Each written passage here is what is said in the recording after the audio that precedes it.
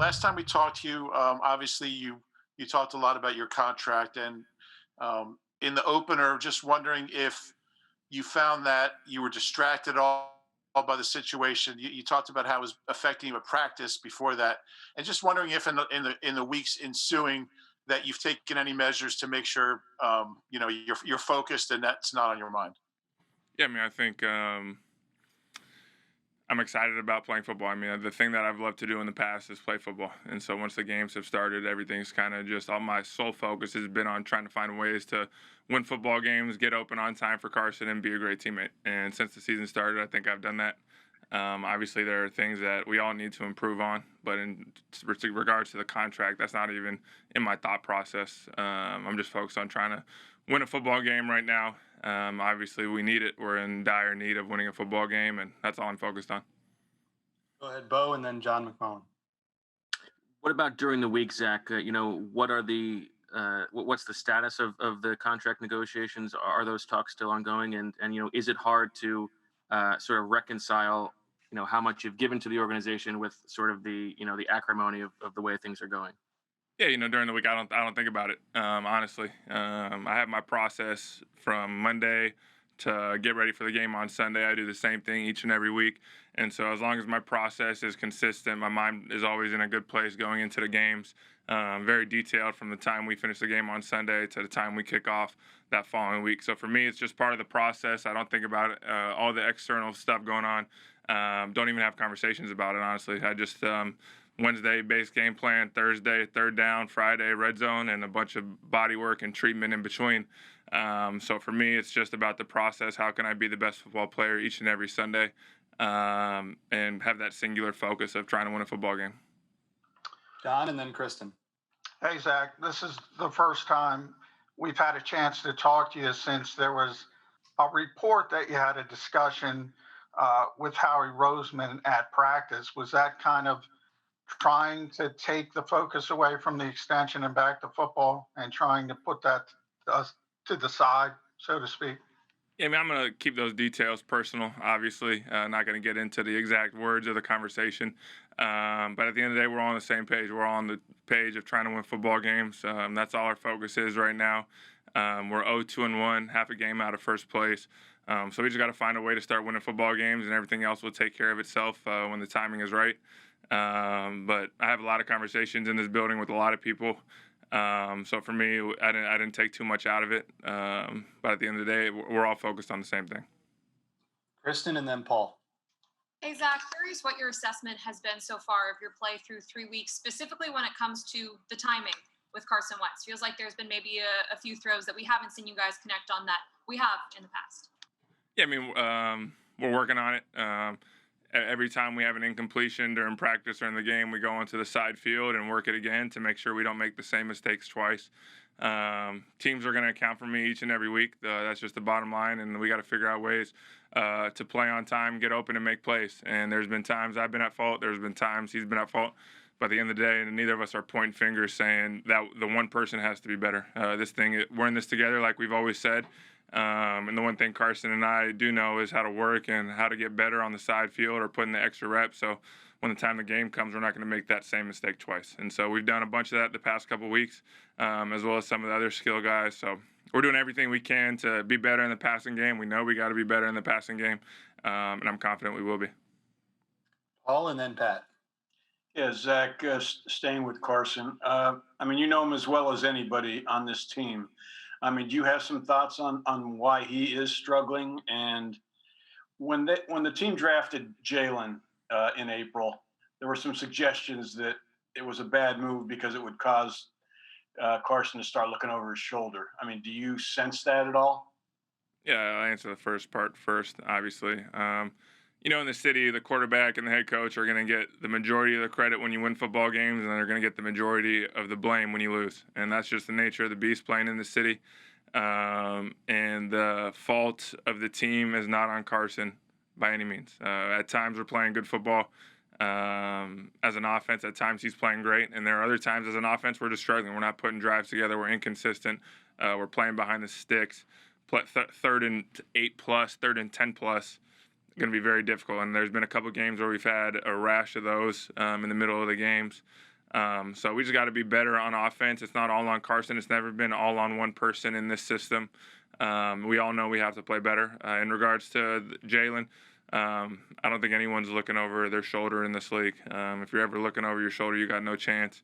I've been in this situation, obviously, kind of similar spot. Me and Dallas have grown together, been able to play extremely well together. So Carson's never going to be looking over his shoulder. He's got that singular focus of how can I be the best quarterback for the Eagles? How can I be better than I was yesterday, today? And he's just trying to win football games. No one's hungrier to have team success in this building than Carson Wentz. That's just the bottom line. He's going to do everything he can to be the best quarterback he can be, the best leader. And even though there are at times maybe he's had a few bad plays, the leadership has never dropped. And so that's something that you love to see in your quarterback and your leader of the football team. And it's something you can't take for granted. Thanks. Pat and then Jeff. Zach, do you put any added pressure on yourself with Dallas not in the lineup and also with Jalen out? Deshaun, he looks like he's day-to-day. So does that change the way you think about things going into the game? No, I can't think about that stuff. The only goal I have each and every play is to get open. There have been times I've been pretty good at it this year, and times I could be better for sure. My goal each and every week is to put a win on tape. That's kind of been my mantra these past couple of years. It doesn't matter if the ball's going to me or not. I'm just trying to get open, put wins on tape. So if the ball does come my way, the quarterback feels confident that I'm going to be where I'm supposed to be when I'm supposed to be there. We've kind of been down this road before, obviously with the injuries, something that we've just had to overcome. Guys fill in, guys step in with a bunch of confidence and swagger and expect themselves to make plays. And I've seen that the past couple of days on the practice field. But I don't look at it myself as I need to put the team on my back or Miles has to put on the team on his back or Cars. We all just got to go out there and do our jobs and I think do it to the best of our abilities. Jeff and Dave. Hey, Zach, what's up? Hope all's well. What does it take mentally for you guys to overcome this situation? You guys have gotten off to bad starts before. You've overcome it. Mentally, as a football player, when you're in a hole like this, what has to be done? I think you got to lean back on the culture that you set in this building. And in the years past, what that has been is going out on the practice field and working. The culture that we've set is something that no matter who's out there, no matter who's playing, the work's got to be put in on the practice field. And that's what we've done in the years past is just go out there. Doesn't matter who's in the lineup. Guys just got to go out there and play fast, play hard and practice so you have that earned confidence by the time you get to Sunday. So when Sunday comes around, you're not guessing, you're not wavering where maybe I won't get open on this play. You got to earn that confidence Wednesday, Thursday, Friday. So when the game comes on Sunday, you already have this play that, hey, we already completed it again in practice. We already completed it in walkthrough. So let's go out there and execute again. And the only thing that's different is the person against us we haven't gone against. And so for me, I think that's what we've done. You got to earn that confidence during the week in practice. And I think that's what we're trying to do today, tomorrow, and get ready for the game on Sunday. Dave and then Jeff McClain. Hey, Zach, when we talk to Carson in this setting, he's really even keel and we don't really see a lot of emotion from him, but you're his friend. I mean, how is he dealing with the struggles and the pressure that he's already facing this season? I mean, Carson puts a ton of he holds himself to an extremely high standard. So no matter what is going on the outside, no matter how quote-unquote hard people are going to be on him, he's going to be the hardest on himself. And he goes back after each and every game and reflects and sees how he can be better. He doesn't let the outside world, per se, kind of influence his day-to-day. He's very grounded in his faith, obviously. So he knows that we can all play better. That's the bottom line. We all got to play better. He's very even-keeled, and from a leader, I think that's what you have to do. You can't be a roller coaster where one day you're in a great mood and the next day you're pissed off, yelling at everyone else. The leader of the football team's got to set the tone in how they carry themselves, and he does that to a very high degree, in my opinion. But he's eager in the sense that he wants to win football games. He's got that we all got that urgency that we have to win a football game, and that's the goal this weekend. We got time for a couple more, so we'll do Jeff, Ed, and then Mike. With the first cross-country trip of the year and hearing what's happened with the Titans, has this been kind of a week where everyone needs to be reminded to be a little extra vigilant, considering doing the right things as far as protecting yourselves with the pandemic? Yeah, I mean, I think obviously this is not a great situation in Tennessee. I think it's kind of a wake-up call for the rest of the NFL. You knew it was coming per se. I thought we've done an incredible job throughout the NFL, obviously with the amount of negative tests we've had. Unfortunately, it came up, and there's protocols in place to deal with it. That's why the protocols are in place to handle these certain situations. But at the same time, it is a great reminder for the other 31 teams that we got to be diligent. The pandemic is not over by any means. Even though we're playing, we're doing what we love. We're doing what we've done in the past. We're dealing with something that we've never dealt with before. So guys got to be vigilant when they go home, when they leave the building, when they're in the building, wearing masks, being socially distant in the building, taking care of one another when they're outside of the building. Because, I think from my standpoint, the biggest quote-unquote threat is going to be outside the building for us. And then when they bring it into the building, if it's not caught right away, then spreading. And so I don't think you're not going to get 50 guys that go out and all come back one day. It's going to be the one time where if they weren't socially distant, if they weren't wearing masks, spreading it in a meeting, in a position. So I don't know all the details in Tennessee, but for me, that's what I'm most worried about. And I think it's a good reminder to the rest of the league that we're not out of this by any means. Mike and then Jeff. Zach Berman, you're the backup. Hey, Zach. I was just curious, what has Brent Selleck meant to your career, and what has it meant to have him back in the building, and what has he brought to the building since returning to the organization? Yeah, he's awesome. He's meant a ton to me throughout my career. When I first got drafted here, he was the guy that he didn't have to tell me how to act. It's just the way he carried himself each and every day. He wasn't a guy that was pulling me aside and teaching me a bunch of stuff, but all I had to do was watch the way he carried himself each and every day to learn what a true professional was like. And then as I kind of took over his job, he was my biggest supporter, my biggest quote-unquote fan. He was the guy building me up if I had a bad play, and reinstilling that confidence in me. And now seeing him coming back into the building and kind of have a developmental role with a lot of these young guys, it's the perfect fit for him in my eyes right now. Just seeing what he did for me, hopefully have that same impact for a lot of these younger guys. And then for me personally, having him in the building is just another guy that I could pull off to the side and talk to, not only about football, but about life. And he's just a great guy. I can't say enough good things about him. Go ahead, Jeff. Can you hear me? Yep.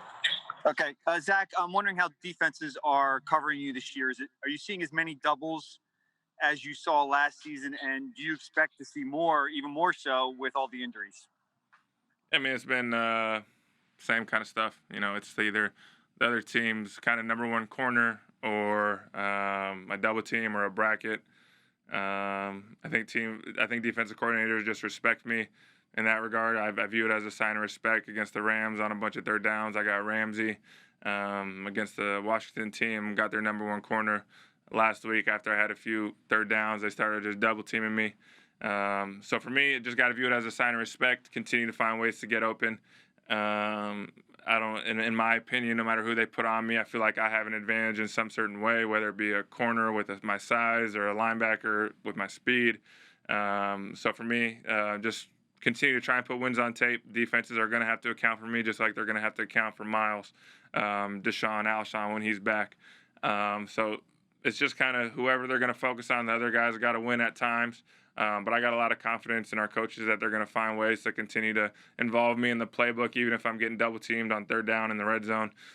Just got to find a way to win regardless. And as a football team, find a way to win. Because for me, I've always said I don't care if I get 1 catch or 10 catches. We just got to find a way to win the football game, and everything else is better.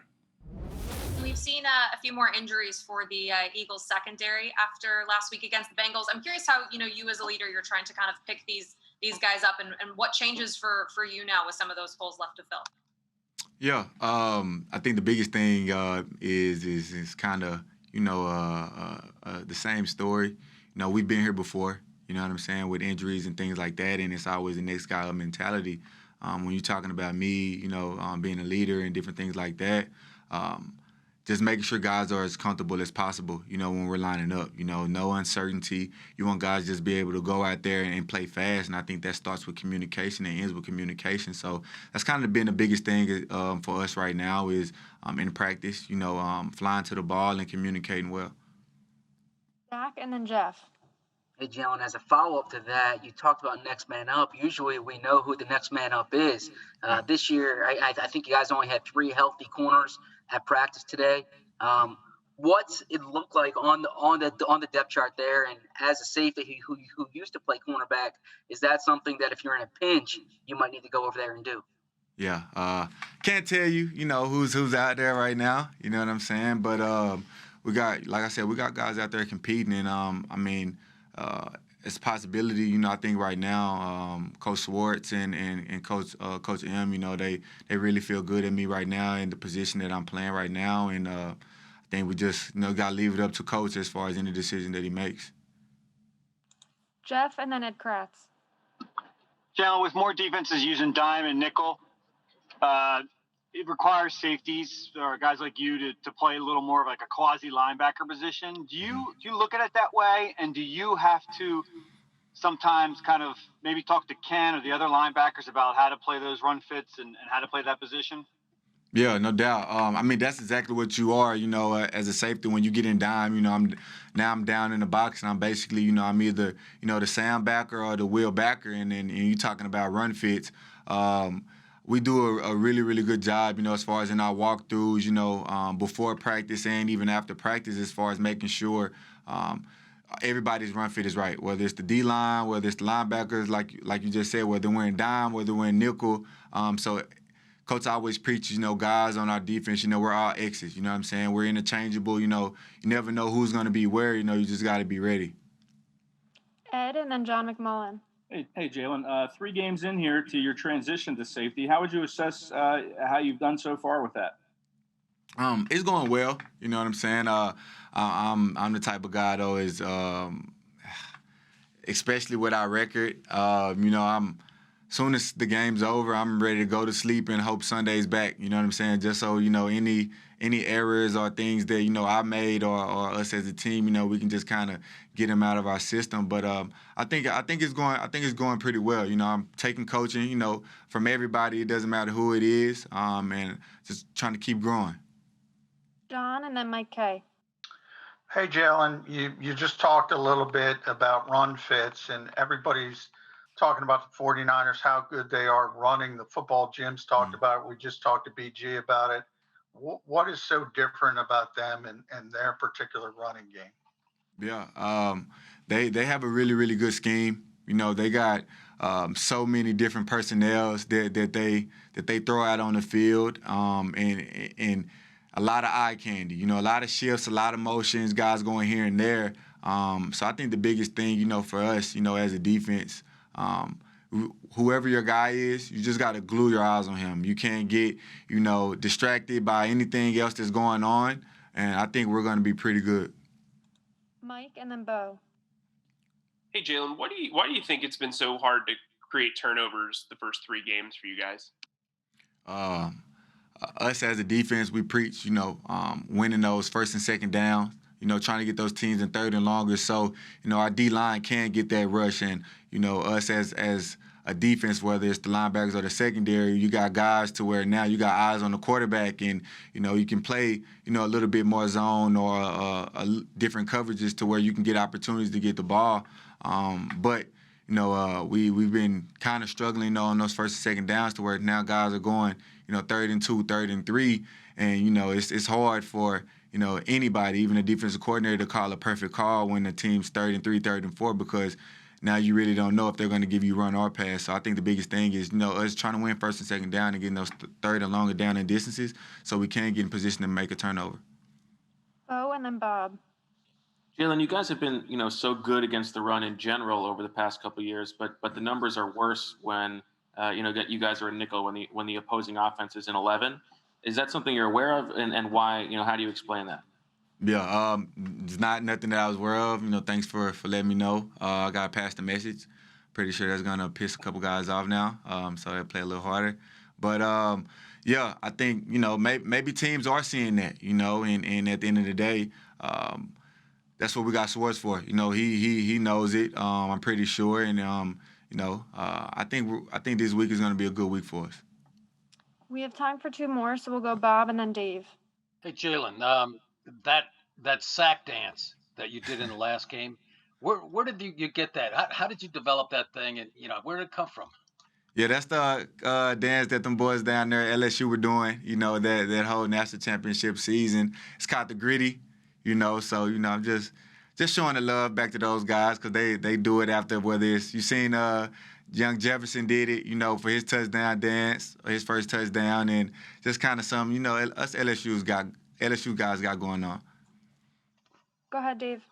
Hey, Jalen, George Kittle's obviously one of the better tight ends in the league. Yep. How do you try to stop him?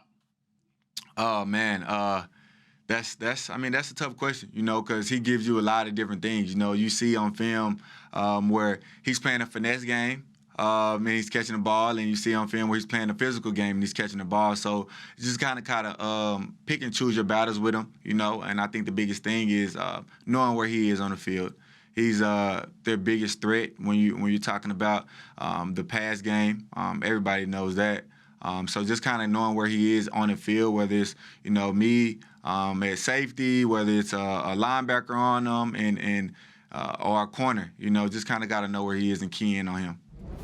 Obviously, in the NFL, there's a lot of coverage that's required out of linebackers, and I'm just wondering, as a former college safety, do you find yourself having to rely on a lot of what you learned as a safety in terms of coverage playing linebacker?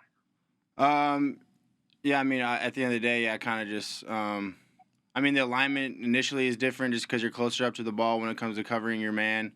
But the leverage and everything, it all plays the same. It's just the initial alignment from starting is different for me, I guess. It's the only difference when it comes to coverage. John and then Zach. Hey, Nate. We've been talking to a lot of defenders this week, and Jim Schwartz as well. Everybody has kind of mentioned San Francisco in that running game first and foremost. What do they do that makes them so good at running the football?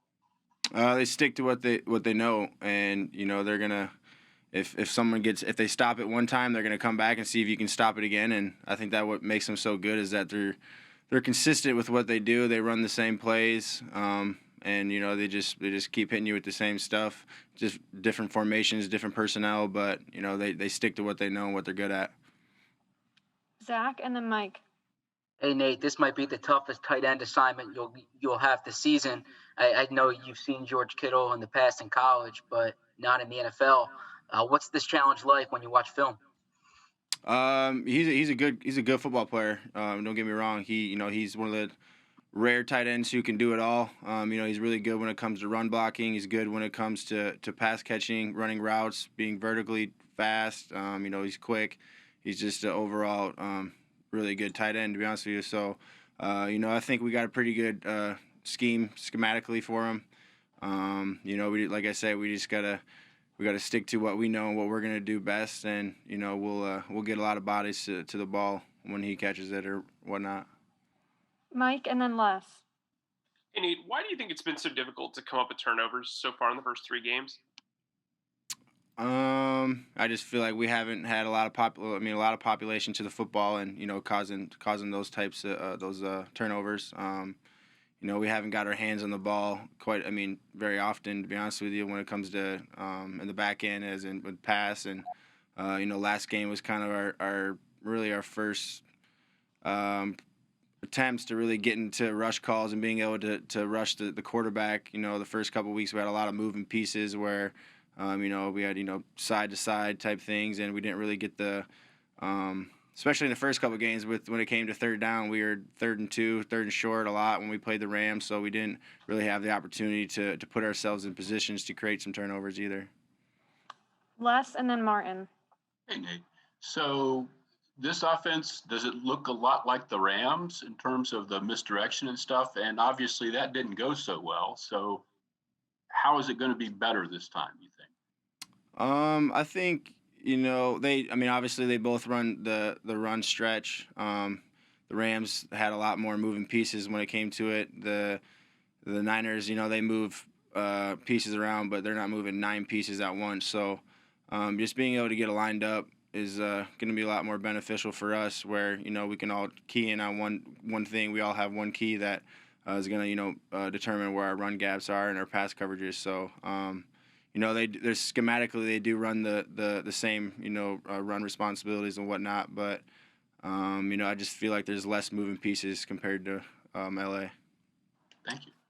Martin and then Bo. Hey, Nate. Speaking of Kittle, you go against, your tight end, Zach Ertz and Dallas Goedert when he's healthy in practice. How do they compare? I mean, are there things you can take from covering like Zach in practice to help you against Kittle?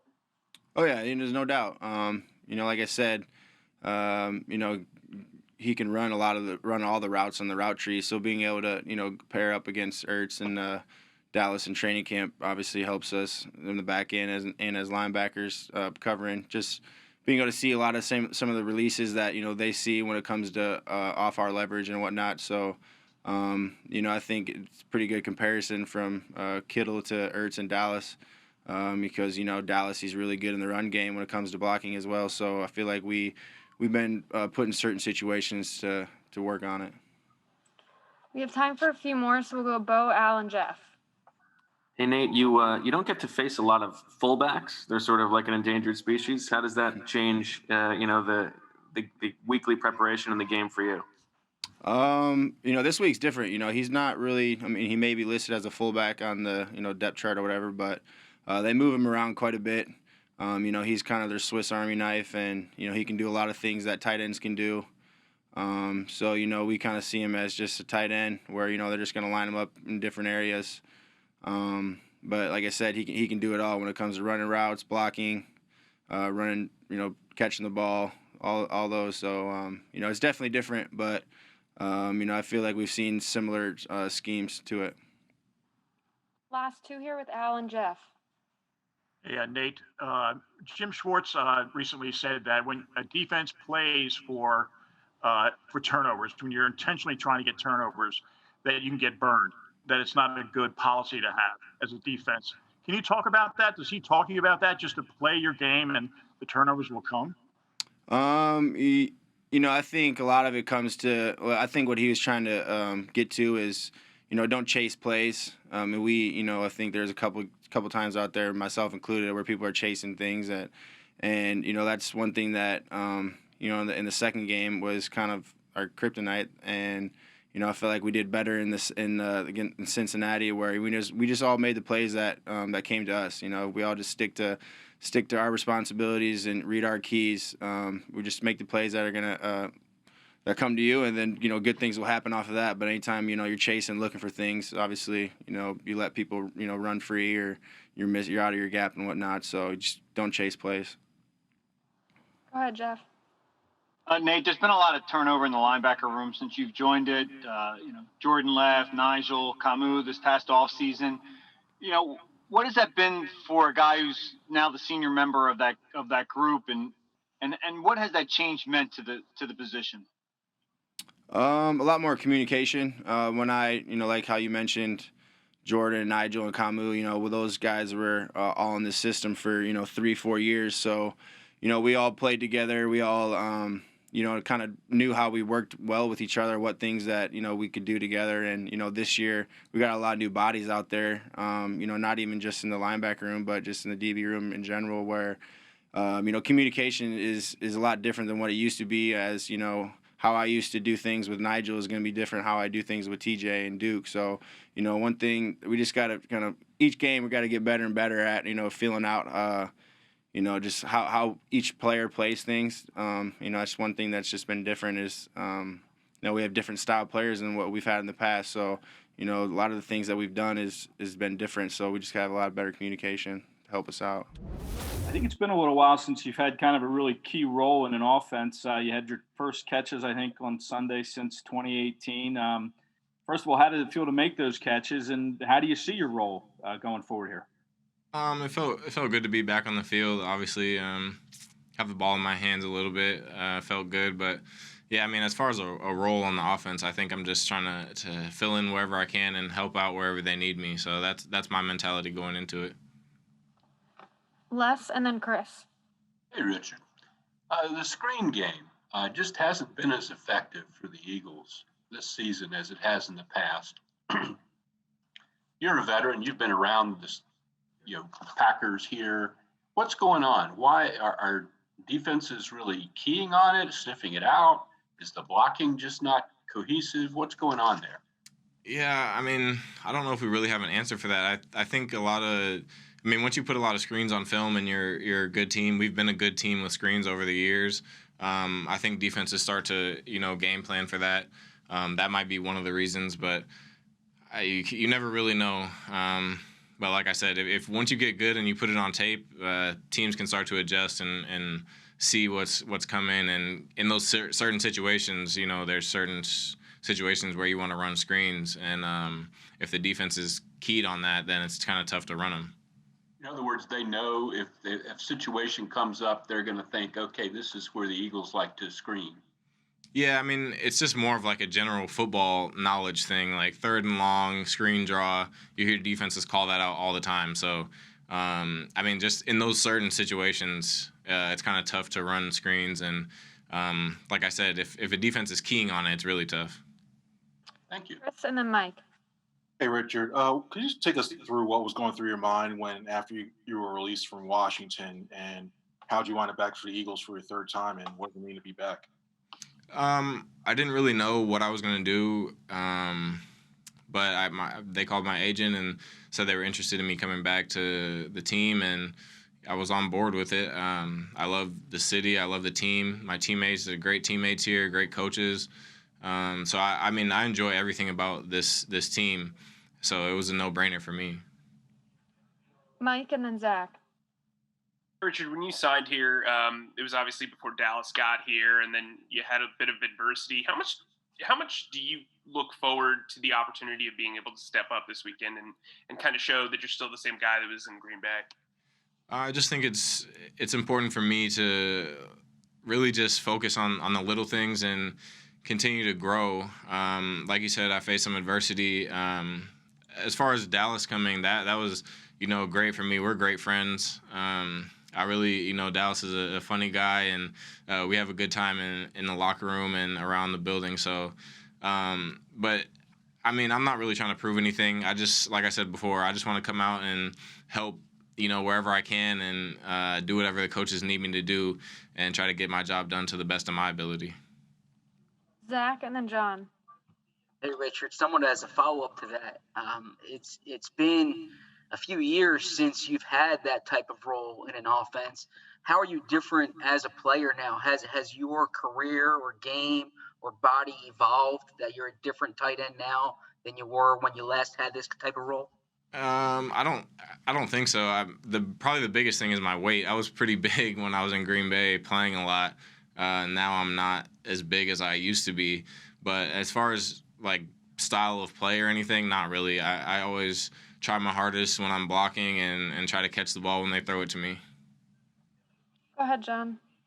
Hey, Richard, welcome back. But also, you talked a little bit about your time in Washington. What was this summer like for you? Obviously, you trying to learn a new offense after a scaled back off season, and then you got to ship back to Philadelphia. What was that like for you? It was different, but it wasn't that challenging. I knew the offense pretty well in Philly when I was here, so it kind of sticks with you. And then as far as learning a new offense, it's really just different words. So memorizing, what things associate with different plays and what words go with different plays, that's really the biggest thing. But it's not that challenging, honestly.